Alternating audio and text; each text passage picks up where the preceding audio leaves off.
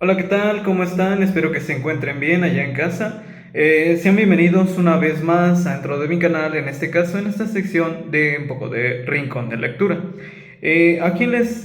Continuando todavía con la redacción del libro La Vía para el Futuro de la Humanidad de Edgar Morin. Bueno, les leeré un poco del siguiente capítulo. En el siguiente capítulo el tema principal es policrisis, perdón. Comenzamos. La globalización no solo provoca su propia crisis, su dinamismo acarrea crisis múltiples y variedades a escala planetaria. La crisis de la economía mundial, aparecida en el año 2008, es el resultado fundamentalmente de la ausencia de verdaderos dispositivos de regulación. No se puede entender como un accidente provocado por la hipertrofia del crédito, que a su vez no se debe únicamente al hecho de una población empobrecida por el encarecimiento de los precios, decida mantener su nivel de vida a través del endeudamiento. Esta hipertrofia también la causa la especulación del capitalismo financiero con el petróleo, los minerales, los cereales, etc. Al escribir sobre Andrés Gors, Patrick Biberit cita a dos autores que hablan desde dentro del sistema: Patrick Artus, director de estudios de Nataxis, y Mary Paul Biberit, redactora jefe del Injeux Leos Icos de 2003 y 2008. Escribieron su libro Globalización, lo peor está por llegar, antes de la gran crisis de septiembre del 2008. La introducción de la obra profetiza: lo peor vendrá de la conjunción de 5 caracteres esenciales de la globalización, una máquina no igualitaria que socava los cimientos sociales y atiza las tensiones protectoras, una caldera que quema los recursos escasos, favorece las políticas de acaparamiento y acelera el calentamiento del planeta, un aparato que inunda el mundo con una liquidez y estimula la irresponsabilidad bancaria, un casino en el que se expresan todos los excesos del capitalismo financiero, una centrifugadora que puede hacer explotar Europa. En cuanto a Ala Greenspan, el exdirector de la Reserva Federal Americana reconoce en su libro La Era de las Turbulencias que las finanzas mundiales se han convertido en un barco ebrio, desconectado de las realidades productivas. La crisis ecológica se acentúa con la degradación creciente de la biosfera, que por su parte provocará nuevas crisis económicas, sociales y políticas. Las crisis de las sociedades tradicionales derivan de la occidentalización, que tiende a desintegrarlas. La civilización occidental que produce las crisis de globalización está ella misma en crisis. Los efectos egoístas del individualismo destruyen la antigua solidaridad. Un malestar psíquico y moral se instala en el corazón del bienestar material. La intoxicación consumista de la clase media se degrada la situación de las clases más pobres y se agravan las desigualdades. Las crisis de modernidad occidental ocasiona que las modernas soluciones para las crisis son irrisorias. La crisis demográfica se amplifica a una causa de confusión de diferentes fenómenos: la superpoblación de los países pobres, la disminución de la población de la mayoría de los países ricos y el desarrollo de los flujos migratorios engendrados por la miseria. La crisis urbana se desarrolla en la megalópolis, asfixiadas y asfixiantes, contaminadas y contaminadoras, donde los habitantes están sometidos a innumerables fuentes de estrés y donde proliferan enormes guetos pobres, mientras los guetos ricos se protegen con muros. La crisis del mundo rural, en una crisis de desertificación provocada por la importante concentración urbana y por la extensión de los monocultivos industrializados, entregados a los pesticidas privados de vida animal, así como por las dimensiones de la ganadería industrializada, productora de alimentos degradados por las hormonas y los antibióticos. Las crisis de la política se va agravada por la incapacidad de pensar y de afrontar la amplitud y la complejidad de estos nuevos problemas.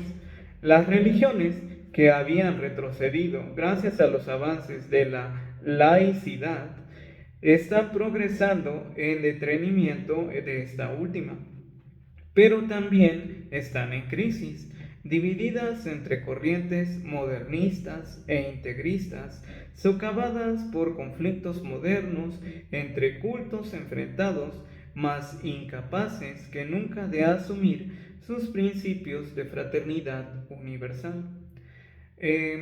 Por su parte, los laicismos se hallan cada vez más carentes de savia y más corroídos por los recrudecimientos religiosos.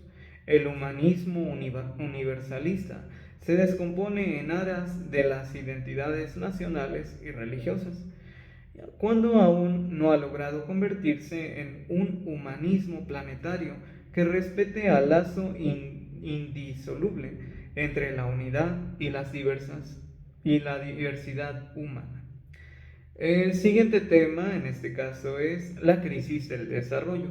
Dice así: el conjunto de estas múltiples crisis interdependientes es ocasionada por una mundialización que, al igual que la Trinidad cristiana, es una y trina: globalización, occidentalización y desarrollo.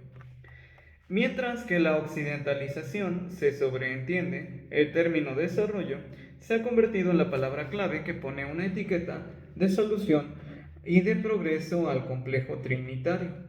Todavía se considera una buena parte del mundo como vía de la salvación por la humanidad. La noción del desarrollo engloba múltiples avances en la prosperidad y el bienestar y la mejora general de las condiciones de vida, la reducción de las desigualdades, la paz social y la democracia. Es la locomotora del desarrollo tecnoeconómico, que se supone arrastrará los vagones del bienestar, de la armonía social y de la democracia.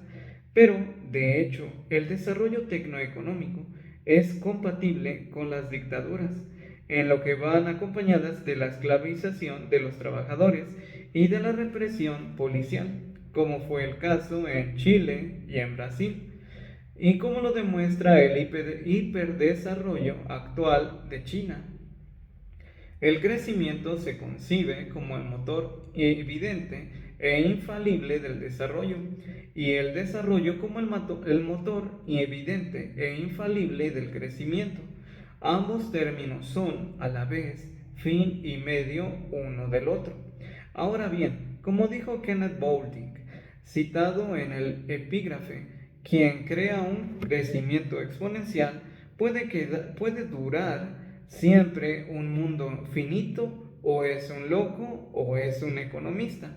Se ha calculado que si China alcanza una tasa de 3 automóviles por cada 4 habitantes, como es el caso hoy de Estados Unidos, se alcanzarían los 100.000 millones de coches frente a los 800 millones que tiene actualmente el planeta. Y la infraestructura necesaria, redes de carreteras, aparcamientos, ocuparían una superficie casi igual a lo que hoy se destina al cultivo del arroz. Como indicamos posteriormente, la idea fija de crecimiento debería sustituirse por un concepto complejo, que comportarse en crecimiento, decrecimiento y estabilizaciones diversas. Como la mundialización y la occidentalización de la que forma parte el desarrollo es complejo, es decir, negativo y positivo a la vez. El aspecto positivo es que ha originado en todo el planeta unas zonas de prosperidad. Según el modelo occidental, ha determinado la formación de unas clases medias que han accedido a los estándares de vida de las clases medias occidentales. ha permitido autonomías individuales emancipadas de la autoridad incondicional de la familia, el acceso al matrimonio libre y no impuesto, la aparición de libertades sexuales, nuevos tipos de ocio, el consumo de productos desconocidos, el descubrimiento de un mundo extranjero mágico, representado por los grupos de McDonald's y de la Coca-Cola, ha despertado también grandes apariciones democráticas, pero también ha aportado en el seno de las nuevas clases medias de los países emergentes la intoxicación consumista propia de sus homólogas occidentales, el aumento del componente imaginario de los deseos, así como la insaciabilidad de necesidades que se renueva sin cesar, ha aportado los lados más sombríos del individualismo, el egocentrismo, la autojustificación que suscita la incomprensión del otro y el afán de lucro. El desarrollo ha creado nuevas corrupciones en el seno de los estados, las administraciones y las relaciones económicas. Ha destruido la solidaridad tradicional sin crear otra que la sustituya, y como resultado se han multiplicado las soledades individuales. Al, des, perdón, al, desarraigar, perdón, al desarraigar y crear guetos se implantan las semillas de la criminalidad. En este sentido, el desarrollo es antiético. Finalmente, ha creado enormes zonas de miseria, como demuestran los cinturones desmesurados de barrios de chabolas que rodean las megalópolis de Asia, África y América Latina. En las condiciones de la globalización neoliberal, la privatización de los servicios públicos y de las empresas estatales, retroceso de las actividades públicas en provecho de las actividades privadas, primacía de las inversiones especulativas internacionales, desregularización generalizada, la explosión de un capitalismo planetario sin frenos desde la década de 1990. Ha amplificado todos los aspectos negativos del desarrollo. El aumento permanente de las rentas del capital en detrimento del trabajo acrecenta constantemente las desigualdades. El desarrollo, por lo tanto, ha aumentado el número de trabajadores esclavizados en China y en India, y en numerosas regiones de América Latina. El abandono de la agricultura de subsistencia en aras de los monocultivos industrializados para la exportación expulsa a los pequeños campesinos o a los artesanos que gozaban de una relativa autonomía al disponer de sus policultivos o de sus herramientas de trabajo, transforma su pobreza en una miseria en los Bidenvilles de la megalópolis. Un informe de las Naciones Unidas para el Desarrollo publicado en el año 2003 mencionaba a 54 países que eran más pobres que en 1990. La esperanza de vida había retrocedido en 36 de ellos. ¿Quién dijo? El desarrollo es un viaje que comprende más náufragos que pasajeros. Por otra parte, el desarrollo instaura un modo de organización de la sociedad y de las mentes en la cual la especulación compartimenta a los individuos de forma que cada uno tiene solo una parte estanca de responsabilidades. Con esta compartimentación se pierde la visión de conjunto, lo global y con ello la solidaridad, sin olvidar que la educación hiperespecializada reemplaza la antigua ignorancia por una ceguera nueva, que se mantiene gracias a la ilusión de la racionalidad determina el desarrollo, cuando lo cierto es que ésta confunde la racionalización tecnoeconómica con la racionalidad humana. Esta ceguera es el resultado de la racionalidad humana. Perdón, eso no iba. Esta ceguera es el resultado también de la concepción tecnoeconómica del desarrollo, que no conoce sino el cálculo como instrumento de conocimiento, tasas de crecimiento, índices de prosperidad, de renta y estadística que pretenden medirlo todo. El cálculo ignora no solo las actividades no monetarizadas, como las producciones domésticas y o subsistencia, los favores mutuos, el uso de bienes comunes y la parte gratuita de la existencia, sino también y sobre todo aquello que puede calcularse ni medirse, la alegría, el amor, el sufrimiento, la dignidad, en otras palabras, el tejido mismo de nuestras vidas. Finalmente, el desarrollo ha permanecido ciego. Durante mucho tiempo, la degradación ecológica que aún sigue provocada por industrias contaminantes, ciudades contaminadas, agricultura, ganadería y silvicultura industrializada, ha puesto y pone cada vez más en peligro la biosfera debido a la sobreexplotación del petróleo y el carbón, a la deforestación, la desnaturalización provocada por los cultivos y la ganadería industrializados. Por eso la idea generalmente admitida del desarrollo es ciega a los daños y el deterioro que produce. La idea de desarrollo es una idea subdesarrollada. El desarrollo es una fórmula estándar que ignora los contextos humanos y culturales, se aplica de forma indiferenciada sobre sociedades y culturas muy diversas, sin tener en cuenta sus singularidades, sus saberes y sus técnicas, sus formas de vida vigentes en pueblos de los cuales se denuncia el analfabetismo, sin percibir las riquezas de las culturas orales tradicionales. Constituye un verdadero etnocidio para los pueblos pequeños. De hecho, el desarrollo presenta el modelo occidental como arquetipo universal para todo el planeta. Supone que las sociedades occidentales constituyen la finalidad de la historia humana, producto del sociocentrismo occidental. El desarrollo también es el motor de la occidentalización frenética, y aunque no aporta al resto del mundo lo que la civilización occidental tiene de positivo, derechos humanos, libertades, democracia, sí comporta inevitablemente sus vicios. El desarrollo que pretende ser una solución ignora que las propias sociedades occidentales están en crisis a causa precisamente de ese desarrollo, que ha segregado un subdesarrollo intelectual, físico y moral. Intelectual porque en la formación disciplinar que recibimos los occidentales al enseñarnos a disociarlo todo, nos ha hecho perder la capacidad de relacionar las cosas y por lo tanto de pensar los problemas fundamentales y globales. Psíquico, porque estamos dominados por una lógica puramente económica que no ve más perspectiva política que el crecimiento y el desarrollo. Estamos abocados a considerarlo todo en términos cuantitativos y materiales.